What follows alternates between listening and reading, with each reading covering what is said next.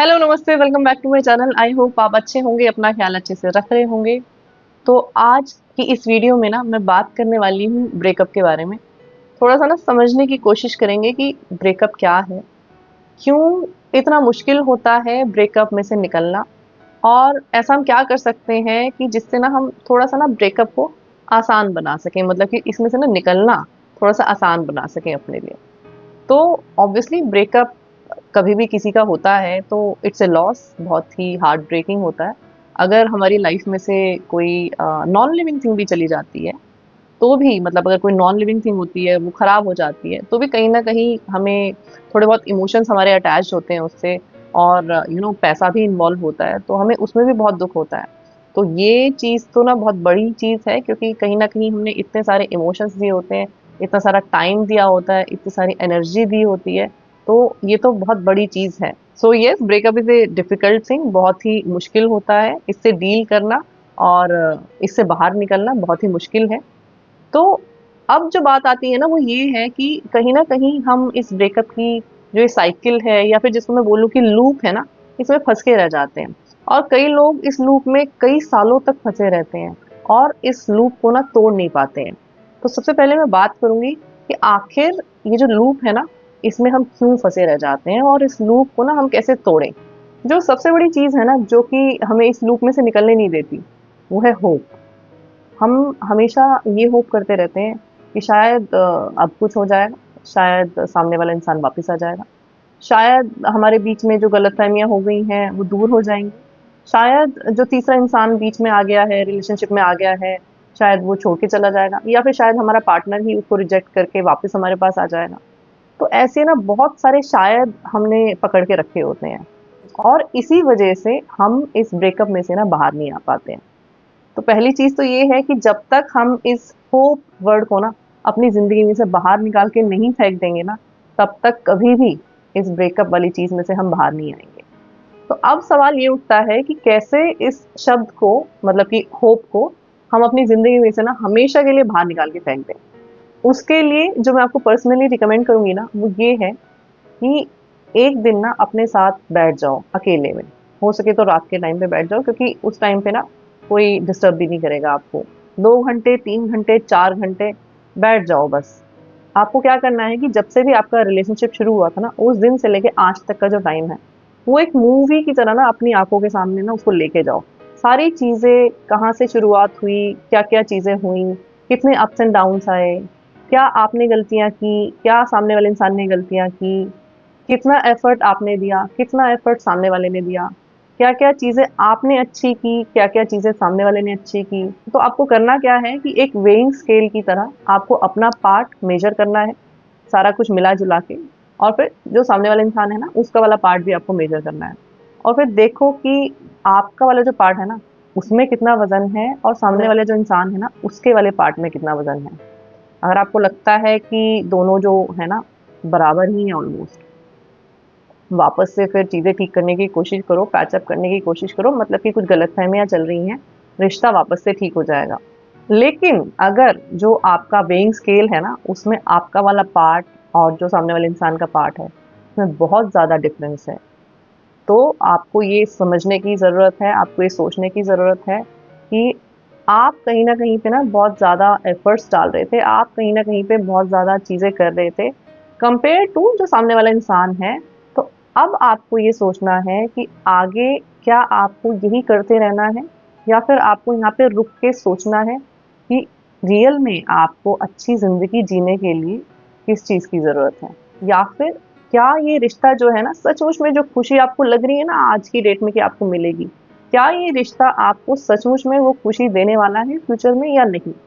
तो ये जब सवालों के जवाब आपको जिस दिन मिल जाएँगे ना, जब आप अपने साथ बैठोगे, और अगर आप बैठोगे 2-3 घंटे सोचोगे ना कंटिन्यूअसली, तो आई प्रॉमिस यू जवाब आपको ज़रूर मिलेंगे। और वो जवाब जब आएगा ना आपके अंदर से, इतना सोचने के बाद, इतना इंट्रोस्पेक्शन करने के बाद, तो वो बिल्कुल 100% करेक्ट होगा, वो बिल्कुल सही जवाब होगा।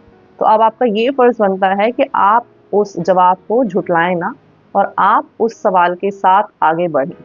तो अगर अब आपको अंदर से ये जवाब मिल गया है कि नहीं, मतलब मुझे अब इस रिश्ते में नहीं रहना है, कोई स्कोप नहीं है, कुछ भी नहीं होगा इस रिश्ते में बने रहने से, अब मुझे बाहर निकल जाना है।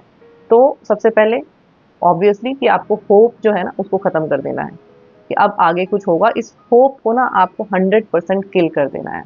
और इसमें सबसे पहले जो चीज़ें आपको करनी है वो ये है, जितनी भी चीज़ें हैं जो आपको पुरानी मेमोरीज में लेके जाती हैं, कोई फोटोग्राफ्स हैं, कोई मैसेजेस हैं, या सोशल मीडिया पे जहाँ जहाँ पे भी आप कनेक्टेड हो, या कुछ गिफ्ट्स हैं, या कुछ भी ऐसी चीज़ें जो आपको वापस से ना याद दिलाती हैं या पुरानी मेमोरीज में आपको लेके जाती हैं, उन सब चीज़ों से ना अब आपको किनारा कर देना है, डिलीट कर देनी है सारी चीज़ें।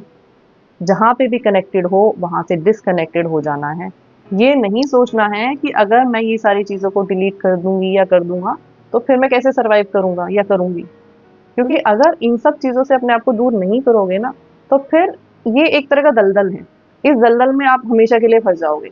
ना तो आप बाहर आ पाओगे और ना ही अंदर जा पाओगे। तो मतलब एक स्टक अगर आप रहना चाहते हो ना हमेशा अपनी ज़िंदगी में, इस चीज़ में, तो फिर रहो, वो मेमोरीज़ भी रिलिव करते रहो, उन चीज़ों को भी बार-बार देखते रहो और फिर स्टक रहो हमेशा के लिए। अगर एक बार आपने ये डिसाइड कर लिया है कि नहीं अब मुझे बाहर निकलना है, अब मुझे मूव ऑन करना है, अपनी लाइफ़ में ना आगे बढ़ना है, तो फिर आपको ये पुरानी जितनी भी चीज़ें हैं ना, इन सब चीज़ों से आपको अपने आप को डिस्कनेक्ट करना पड़ेगा। आपको अपने आप को अलग करना पड़ेगा इन सारी चीज़ों से। अब जो दूसरा पार्ट आता है ना यहाँ पे, वो है हीलिंग का। तो जब हीलिंग की बात आती है ना, तो मोस्टली लोग क्या करेंगे कि या तो किसी दूसरे रिलेशनशिप में जंप कर जाएँगे या फिर अपने आप को ना बहुत बिज़ी कर लेंगे। और मेरे हिसाब से ना ये दोनों चीज़ें ही बिल्कुल गलत हैं। जब मैं लोगों को देखती हूँ ना कि किसी के साथ ब्रेकअप हुआ और फिर दूसरे इंसान के साथ फटाफट से वो रिलेशनशिप में आ गए, तो आई पर्सनली फ़ील कि कहीं न कहीं वो उनका वो अटैचमेंट था ही नहीं उस इंसान से। क्योंकि अगर आपका अटैचमेंट होगा ना, तो आप इतनी जल्दी से किसी और रिलेशनशिप में आ ही नहीं सकते।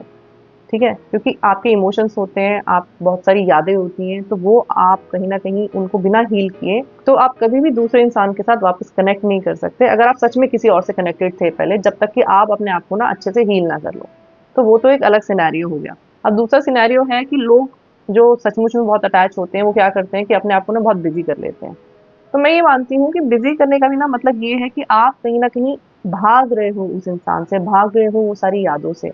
और भागने का मतलब ये है कि आपको कहीं न कहीं डर है कि फिर से अगर कहीं मेरा सामना हो गया ना उस इंसान से, तो फिर से वापस से मैं उस ज़ोन में ना वापस ना चला जाऊँ। तो जब अगर आपने ये सोच लिया है ना अब कि मुझे वापस उस इंसान के पास वापस नहीं जाना है, उस ज़ोन में वापस नहीं जाना है, तो फिर अब आपको डरना नहीं है। उन यादों से डरना नहीं है, उस इंसान से डरना नहीं है। आपको ना अपने आप को एक ऐसे मुकाम पे लाके खड़ा कर देना है कि अगर वो इंसान आपके सामने भी खड़ा है ना, तो आप इमोशनली बिल्कुल अनइफेक्टेड हो। आपको कोई फ़र्क नहीं पड़ रहा है कि हाँ, वो है या नहीं है। ना तो पॉज़िटिवली इफ़ेक्ट होना चाहिए, ना ही नेगेटिवली इफ़ेक्ट होना चाहिए। जैसे कि नॉर्मल सब लोग आपके आस-पास हैं, वैसे ही आपको उस इंसान को ना डील करना है। जब आप उस स्टेज पे अपने आप को ले आओगे ना कि जब आप भागना बंद कर दोगे दूसरे इंसान से, तब हम बोल सकते हैं कि यस फाइनली अब ब्रेकअप हो चुका है, फाइनली अब मैं उस इंसान से परमानेंटली हमेशा के लिए बाहर निकल गई हूँ या निकल गया हूँ। तो हमें ना कभी भी भागना नहीं है, हमें फेस करना है। और फेस करने के लिए जो चीज़ें हमें करनी है वो ये है कि हमें ओल्ड जो मेमोरीज़ है ना हमारी, उनको रिप्लेस करते जाना है नई मेमोरीज़ के साथ। अब नई मेमोरीज में बहुत सारी चीज़ें हैं जो कि हम अपनी रोज़मर्रा की लाइफ में हम कर सकते हैं। अपने आप को एम्पावर करने के लिए, अपनी सेल्फ ग्रोथ के लिए, अपने लिए ये समझ के कि हाँ, हम कुछ हैं, मतलब हमारे अंदर ना बहुत सारी कैपेबिलिटीज़ हैं। हम बहुत कुछ कर सकते हैं इस लाइफ में, बहुत सारा कैलिबर है हमारे अंदर। और जब हम खुद के लिए बहुत सारी अच्छी चीज़ें सोचने लग जाएँगे ना, हम ये सोचेंगे कि नहीं मेरी भी कोई आइडेंटिटी है, मैं भी कुछ प्रूव कर सकती हूँ या कर सकता हूँ, मेरे अंदर बहुत सारी मतलब खूबियाँ हैं, मैं बहुत I can excel at anything. I have that much of capability. I am capable enough to achieve anything in my life. जब आप खुद के साथ इतना अच्छा वाला और इतना पॉजिटिव वाला रिश्ता बना लेंगे ना, तो फिर आप देखिएगा कि जो आपकी जो ओल्ड मेमोरीज है ना, वो कहीं ना कहीं रिप्लेस होती जाएंगी नई मेमोरीज से। और सबसे ज़रूरी चीज़ जो है ना वो ये है कि अपने लिए एक गोल बना के ज़रूर रखो कि आपको एग्जैक्टली लाइफ में चाहिए क्या। और वो जो गोल है ना वो कहीं न कहीं आपके आस-पास रिवॉल्व होना चाहिए कि मतलब कि आप अपने आप को 1 साल बाद या 2 साल बाद कहाँ पे खड़ा हुआ देखते हो, किस पोज़ीशन पे खड़ा हुआ देख। और जब आप सचमुच में उस पोज़ीशन पे आ जाओगे ना और जब आप सचमुच में देखोगे कि yes I have achieved this, तो उसके बाद जो आपको खुशी और उसके बाद जो आपको एक एम्पावरमेंट फ़ील होगी ना, वो लाइफ में आपको और किसी भी चीज़ से फ़ील कभी भी नहीं हो सकती है। ये आप मेरी बात ना याद रखना। तो अगर आप सचमुच में किसी ब्रेकअप से जूझ रहे हो, तो ये जो चीज़ें मैंने इस वीडियो में बताई है ना, ये डेफ़िनेटली आपकी हेल्प करेंगी। तो आज की वीडियो में बस इतना ही। आई होप आपको वीडियो अच्छा लगा हो। वीडियो अच्छा लगा है तो लाइक और शेयर ज़रूर करना। चैनल पे पहली बार आए हो तो सब्सक्राइब करना बिल्कुल मत भूलना। मैं आपसे फिर मिलूँगी एक नए वीडियो के साथ। तब तक अपना बहुत अच्छे से ख्याल रखो। Lots of love to you. Bye bye.